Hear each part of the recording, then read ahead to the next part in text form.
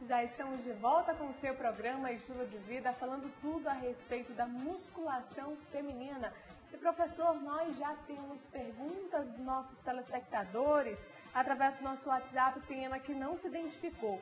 Diz assim: bom dia, existem exercícios para combater ou reduzir os sintomas do estresse ou da TPM? Perfeito. A atividade física, por incrível que pareça, ela mexe com todo o sistema orgânico, né, do organismo. Então nós temos aí o sistema endócrino influenciado diretamente na adaptação de todo o sistema, incluindo com maior ênfase aí, né, no sistema endócrino. Quando se fala em sistema endócrino, nós temos o ciclo menstrual da mulher, propriamente dito, e do homem, períodos aí no dia de piques hormonais e baixa de hormônio também no ciclo do dia, no relógio biológico do dia. A atividade física em si, ela melhora a eficiência desse sistema. Então, se você está ali com déficit de testosterona, com nível de força baixo, você vem com estímulo adequado, né, respeitando a sua integridade física, respeitando os princípios científicos da sobrecarga eficaz, né, você consegue mudanças fisiológicas. E é isso, Nádia, que me preocupa quando eu começo a trabalhar com uma aluna, com um aluno, e a minha equipe, é no sentido de educar o aluno, não na parte física, porque o educador físico, ele não educa na parte física, ele educa na questão integral do ser humano. Então, a gente se preocupa muito com a questão da educação, de ele entender como funciona o processo da adaptabilidade sistêmica interna. Eu melhorei a massa magra, mas por que você melhorou a massa magra? A alimentação correta e o treinamento adequado, combinado com a questão da recuperação. E quando a gente prescreve, a gente tem que verificar isso pré-treino, durante o treino e pós-treino. Então nós temos que estar ali interagindo direto com a questão do nível de adaptabilidade desse aluno. Então sim, o sistema como todo melhora e o aluno não observa isso na maioria dos casos.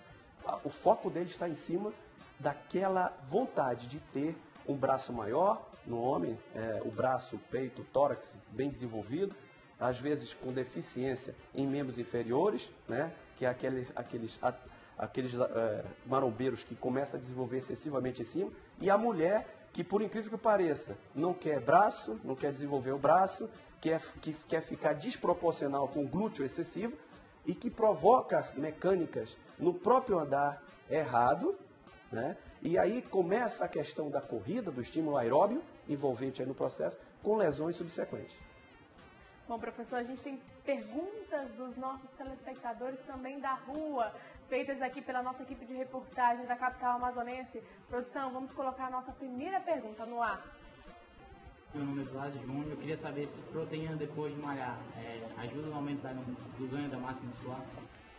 Bom, professor, a pergunta dele é: proteína depois de malhar ajuda no ganho de massa muscular? Pela sua experiência, realmente é eficaz, ajuda ou isso é mito? Pela minha experiência, a proteína é fonte energética direta ali da fibra muscular. Ela ajuda, com certeza. Agora, se é pré-treino, pós-treino, né, isso aí, eu não sei como é o nome do telespectador, mas você tem que realmente avaliar primeiro a questão nutricional. Eu não posso te dizer que seria melhor neste momento, do teu nível de adaptação, a questão de ingestão proteica pós-treino. Uma outra questão também é observado que tu tem ciclos de adaptações. Então você, dentro desse ciclo, você vai usar métodos de treinamento diferentes, objetivando a tua adaptação do sistema nervoso central, a tua adaptação neuroarticular ali em etapas subsequentes, como a articulação, né, tendão, aí vem por último a questão muscular. Então a proteína, o carboidrato, a creatina, esses suprimentos aí, com certeza eu trabalho com a nutróloga, né, diretamente. Então você tem que procurar um especialista para realmente fazer uma avaliação nutricional e fazer uma avaliação física e montar seu plano de treinamento para saber o que deve ser pré-treino, pós-treino e a sua alimentação no geral, porque não adianta só tomar suplemento. Se você não fizer um planejamento nutricional, muita gente utiliza a teoria de que eu acho e já vi e já ouvi falar e já li sobre isso e eu consigo fazer. Então é complicado isso. Mais cedo ou mais tarde você vai pagar o preço correlacionado a esse eu acho que vai dar certo. Bom, a gente tem uma segunda pergunta de uma telespectadora. Produção, coloca no ar, por favor. Meu nome é Daniele e eu quero saber se mulher grávida pode fazer musculação. Bom, a Daniele, ela pergunta se mulher grávida pode fazer também musculação. Perfeito. A musculação ela não tem restrição, desde que ela seja trabalhada dentro dos princípios científicos. E um dos princípios científicos correlacionados à gravidez é que, se não for gravidez de risco, ela está apta a fazer qualquer atividade física, desde que a zona de carga, volume e intensidade aí tenha que ser respeitada. Então, isso inclui frequência cardíaca, pressão arterial, né? Esse duplo produto falado, e a questão da alimentação também. Bom, professor, a gente tem, como nós acabamos de comentar, que as mulheres gostam muito de malhar os membros inferiores e não os superiores. E tem uma pergunta a respeito disso, se é mito ou verdade.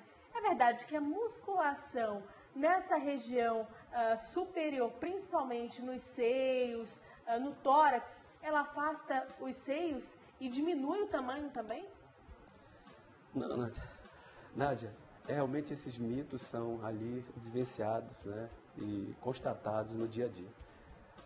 Como eu falei para você, a gente tem que educar. E através do teu programa, a gente está oportunizando isso agora. As mulheres que não treinam o objetivo geral, eu quero treinar só o meu objetivo específico. Perder gordura e ganhar glúteo, ganhar perna, né? E o resto é resto. Na realidade, a integralidade ali, né, da composição sistêmica, músculo esquelético, né, músculo cardíaco, né, sistema nervoso central, né, tem que haver uma integralização ali de adaptabilidade geral. Eu não posso ter o privilégio de querer o que eu quero, e sim o que é certo. Então, as minhas alunas ali, a gente trabalha muito isso, na conscientização do que você quer e do que você precisa. É diferente. A vida nos ensina muito essa questão. Eu quero isso, eu quero aquilo, eu conquisto. Mas não era o que eu precisava. Muitas vezes eu conquisto, mas não era o que eu precisava. E acabo conquistando e perdendo tudo. Então tem que tomar cuidado. Eu posso ganhar ali, dentro do aspecto muscular, uma aparência melhorada e lá na frente pagar um preço com consequências graves de lesões. Agora, é verdade, professor, que a musculação feita com bastante frequência, a gente consegue perder a flexibilidade?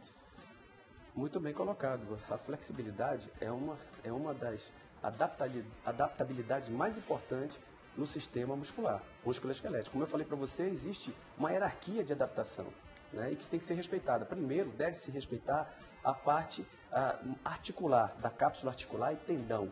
Então, eu não posso acelerar o processo. Muitas vezes a gente vê alunos querendo resultado rápido e acaba atropelando o processo. Então, lá na frente, se ele não fizer essa base do treinamento de musculação correta, lá na frente ele vai perder flexibilidade, porque os movimentos viciados, condicionados errados, provocam a perda justamente da mobilidade articular. E isso provoca, sim, riscos de lesões, porque um dos fatores de saúde da articulação é justamente a amplitude de movimento.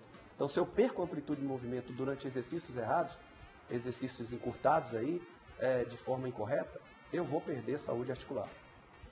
Tem outra participação através do nosso WhatsApp. Quem mandou a pergunta foi o João Batista. Obrigada pela sua participação. Ele diz assim: estou acima do peso e quero saber quero saber que se ele pode, para combater a ansiedade em relação à fome, porque algumas pessoas realmente, né, relacionam essas duas questões. A obesidade, porque a pessoa é muito ansiosa. Então, o que a gente pode falar para o João? Não só para o João, mas a mulher também, que a questão justamente dos ciclos menstruais envolve aí realmente um hormônio muito poderoso, serotonina. E a falta desse hormônio na mulher e a baixa também no homem, ele provoca realmente esse lado impossível correlacionado à depressão, né? E ansiedade e depressão, provocando o estímulo a comer. né? O que é que resolve em termos de ingestão essa manifestação do hormônio? É carboidratos. Então, chocolate, né? Massa em geral. E aí eu começo a melhorar. Poxa, eu me senti bem comer uma pizza. Ou seja, a pessoa que já tem predisposição genética de obesidade, ou uma pessoa que já está sobrepeso, ela vai evoluir para esse quadro, né?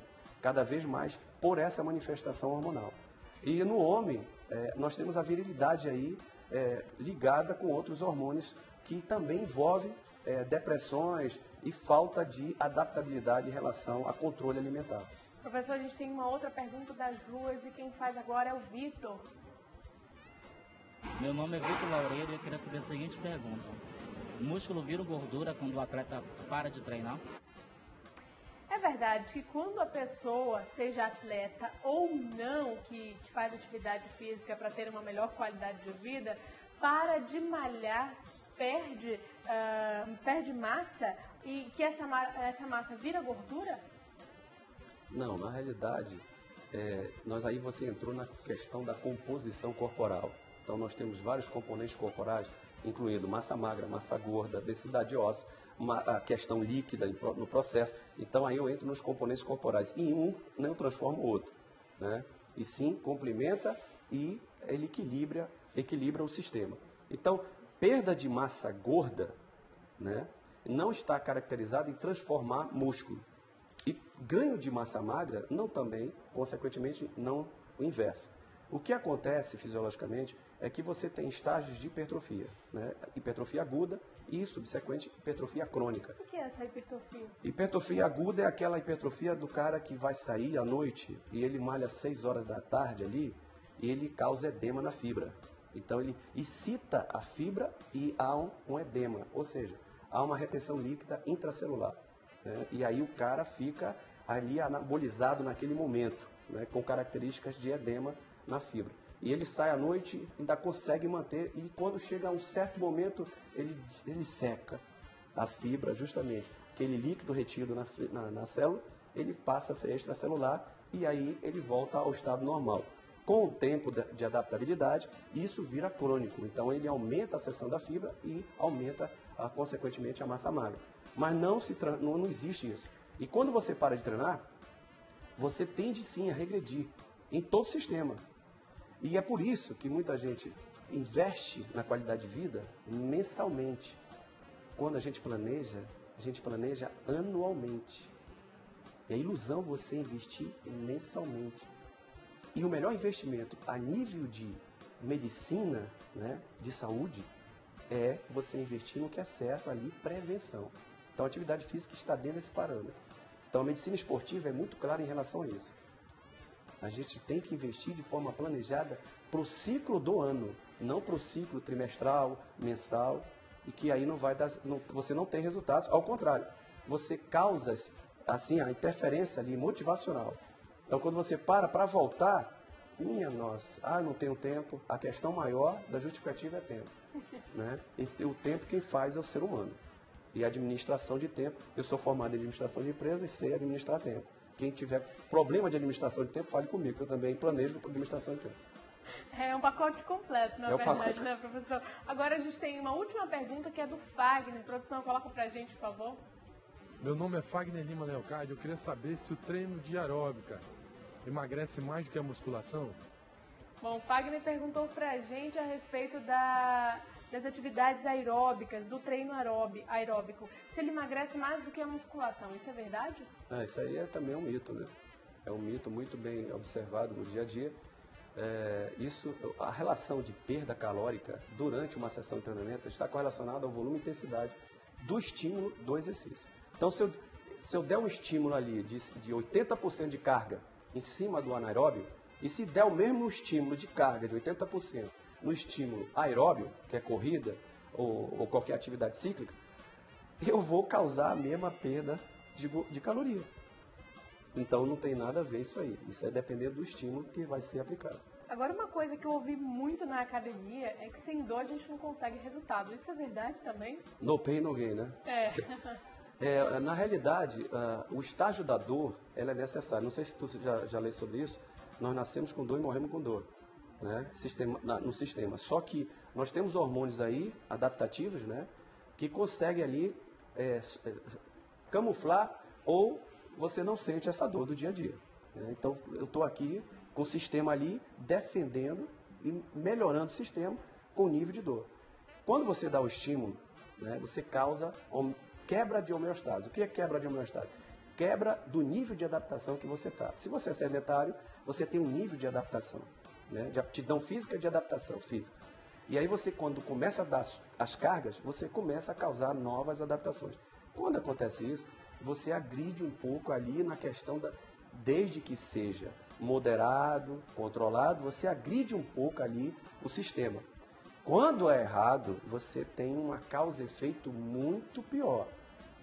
E tem gente aí, já no âmbito já de nível intermediário, avançado, que se não sentir essa dor, e aí o perigo está em cima do atleta, que o nível de percepção de dor é altíssimo.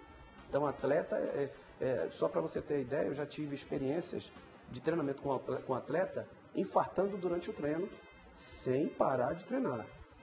Então, porque o infarto ali é morte parcial do músculo cardíaco. Então, dependendo desse grau, né, você tem ou não ali um pane na hora, né, na questão fisiológica. Mas foi verificado depois, numa avaliação médica cardíaca desse atleta do ano, e foi verificado um infarto no ano. Agora, o que eu percebo também, professor, em relação a essa dor, é que com o passar do tempo, por exemplo, vai anoitecendo e essa dor vai aumentando.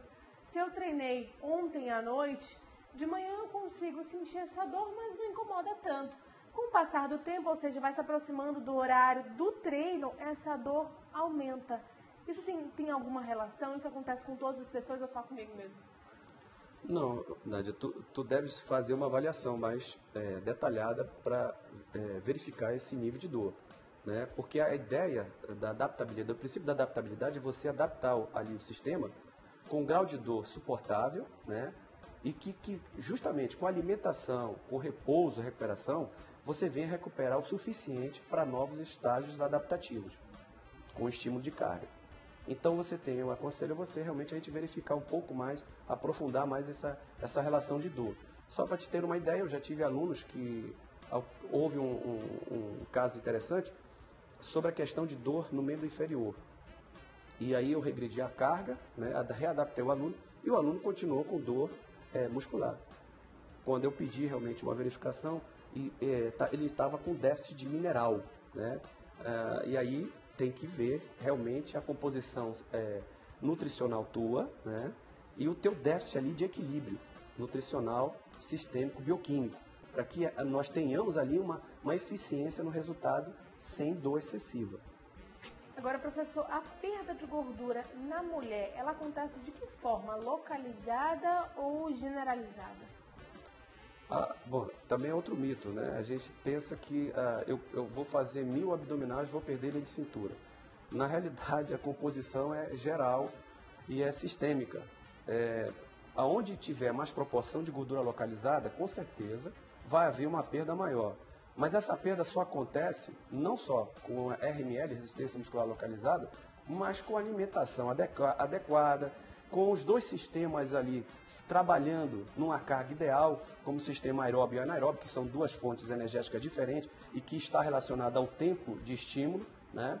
Então isso é uma variante aí condicionante na questão de melhorar a eficiência de perda intramuscular, das gorduras intramusculares. Então ajuda o exercício localizado, ajuda, mas ele não é fator preponderante nessa perda. Bom, professor, muito obrigada pela sua participação hoje no programa Estilo de Vida. Daqui a pouquinho a gente volta falando sobre um evento que vai acontecer aqui na capital amazonense, que inclusive é um dos palestrantes aí, falando a respeito de alguns temas, envolvendo também esse público feminino. Então, muito obrigada e até a próxima.